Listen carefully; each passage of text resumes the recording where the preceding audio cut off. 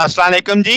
आज जो हम ऑसिलेटर पढ़ने वाले हैं वो रिलैक्सेशन ऑसिलेटर है। उसका प्रिंसिपल बेसिक वन लाइनर समझेंगे और फिर उसको अप्लाई करेंगे स्क्वायर वेव ऑसिलेटर के तौर पे, जिसको हम ए स्टेबल मल्टी वाइब्रेटर भी कहते हैं। ओप एम्प को इस्तेमाल करते हुए देखेंगे। मल्टी वाइब्रेटर्स आने वाले दिनों में पढ़ेंगे और डिटेल में पढ़ेंगे, ट्रांजिस्टर के थ्रू बेसिकली पढ़ेंगे।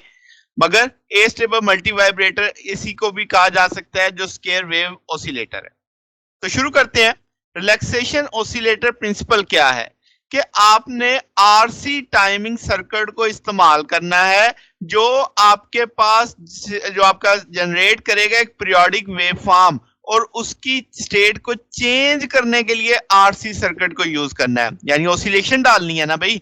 अब ऑसिलेशन में स्टेट चेंज होनी चाहिए, तो वो जो स्टेट का चेंज होना है उसमें जो किरदार है वो आरसी टाइमिंग सर्किट का होगा। ठीक होगी बात। अब आगे चलते हैं। तो हमारा मेन टॉपिक तो ये है स्क्वायर वेव ऑसिलेटर, या इसे क्या बोलेंगे, a stable multi vibrator using op amp.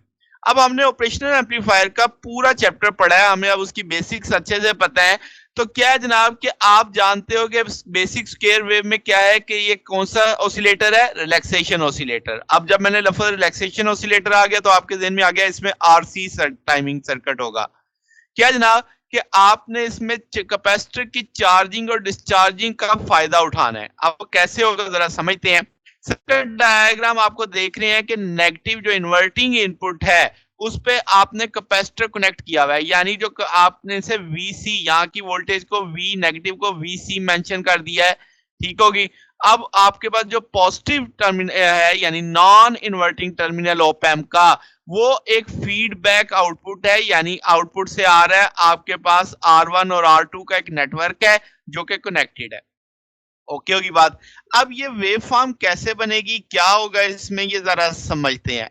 जब आपने सर्किट को सिर्फ टर्न किया है, कैपेसिटर उस वक्त अनचार्ज है। जब कैपेसिटर अनचार्ज है तो इसका मतलब आपके नेगेटिव टर्मिनल पे यानी इन्वर्टिंग टर्मिनल पे कोई पोटेंशियल नहीं है, तो 0 वोल्ट आगे। अब जब ये 0 वोल्ट है, जबकि इधर Vf आपके पास कह सकते हैं कि भाई जो डिफरेंस होगा यहाँ पे Vf ऑफसेट वोल्टेज के बराबर होगा। तो जो ऑपरेशनल एम्पलीफायर बेसिकली डिफरेंस, दोनों इनपुट्स के डिफरेंस को एम्पलीफाई करता है। तो जनाब अब आपके पास मैं लिख देता हूं, चूंकि पॉजिटिव पे V ऑफसेट मौजूद है तो आउटपुट मेरी V सैचुरेशन के बराबर आ जाएगी। तो अब आप देख सकते हैं कि यहाँ पे स्टार्टअप पे ये V सैचुरेशन पे पहुंच चुका है। अब आपके पास ये पॉइंट, पहली लाइन अब आपको समझ आ रही है। जब स्टार्टअप पे कैपेसिटर अनचार्ज है तो आपके पास जो आउटपुट है वो पॉजिटिव मैक्सिमम पे आ चुकी है, जो आप यहाँ पे समझ सकते हैं, और उसे मैंने V सेट के नाम से देख लिया, यानी वो सैचुरेशन, पॉजिटिव सैचुरेशन मुमकिन होगी। अब क्या होगा, अब जैसे ये होगी तो यहां से R1 के थ्रू कैपेसिटर चार्ज होना शुरू हो जाएगा।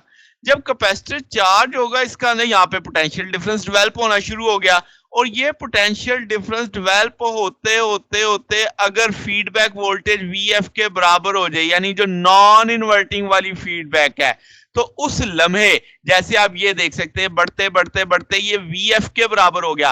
तो जैसे ये Vf के बराबर होगा ये टॉगल कर गया, तो क्या ये मैक्सिमम नेगेटिव वोल्टेज पे हो गया। समझ आ गई बात। तो आपने कैपेसिटर चार्ज करते करते इतना चार्ज कर दिया कि जितना आपके पास ये Vf वोल्टेज था, यानी नॉन इन्वर्टिंग टर्मिनल वाली वोल्टेज थी।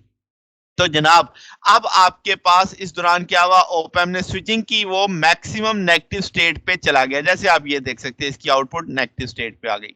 अब इसका मतलब एक वक्त आएगा कि जब आपके पास कैपेसिटर की वोल्टेज ज्यादा हो जाएगी इस Vf से, तो Vc बड़ा हो गया Vf से, तो आउटपुट माइनस V सेट पे आ जाएगी। क्यों, हम जानते हैं, हमने कंपैरेटर में पढ़ा था, अगर नॉन इन्वर्टिंग की आपके इन्वर्टिंग की अगर इनपुट वोल्टेज बड़ी होगी तो आउटपुट नेगेटिव सैचुरेशन में आएगा, अगर पॉजिटिव की बड़ी होगी तो पॉजिटिव सैचुरेशन में आएगा। तो ये देखा Vc बढ़ गया Vf से, तो V नॉट बराबर हो जाएगी माइनस V सेट के। अच्छा, अब आपका मतलब इसका नहीं, ये नेगेटिव V सैचुरेशन तक पहुंच चुका है। अब इस लम्हे क्या होगा, जब कैपेसिटर फुली चार्ज हो चुका है, अब वो फिर जाहिर डिस्चार्ज होगा। जब कैपेसिटर डिस्चार्ज होना शुरू होगा तो Vf से जाएगा माइनस Vf की तरफ, यानी यहां से माइनस Vf की तरफ। तो वो अब आपके पास वोल्टेज कम होते होते इतनी कमी आ जाएगी उसके अंदर कि आपके पास वो तो ओपम आपके पास पॉजिटिव मैक्सिमम वो स्टेट पे चला जाएगा। मतलब सादा बात करें कि वीसी कम होते होते इतनी कम होगी कि पॉजिटिव फिर बढ़ गया, तो इसका मतलब जब नॉन इन्वर्टिंग वोल्टेज बढ़ गई तो आउटपुट फिर पॉजिटिव वीसीसी पे चली जाएगी। तो ये देखो ये दोबारा फिर पॉजिटिव वीसीसी पे पहुंच गया, तो ये जनाब आउटपुट पॉजिटिव सैचुरेशन में आ गई। तो ये एक्शन चलता रहेगा, स्केयर आउटपुट वोल्टेज आपको हासिल हो जाएगी। ये एक सादा सा सर्किट था हमारे पास जिसमें आप देख सकते हैं कि आपको एक स्केयर वेव हासिल होती जा रही है, positive peak negative peak, positive peak negative peak आपको मिलती चली जा रही है। तो ये जनाब हमारा आज का टॉपिक था। अगर आपको इसमें कोई बात पूछने वाली हो, डाउट हो तो नीचे कमेंट्स में पूछ सकते हैं। अगर आपको इसमें कोई चीज समझ ना आई हो तो क्वेश्चन कर सकते हैं जनाब। बकिया इंशाल्लाह फिर रिलैक्सेशन ऑसिलेटर के अंदर ही कल हम देखेंगे ट्रायंगुलर वेव ऑसिलेटर के वो कैसे जनरेट करता है। तो जनाब अगर इसमें कोई बात हो तो नीचे कमेंट्स में पूछ सकते हैं। आज के लिए इतना ही, बकिया इंशाल्लाह फिर नेक्स्ट देखेंगे। ओके, अल्लाह हाफिज।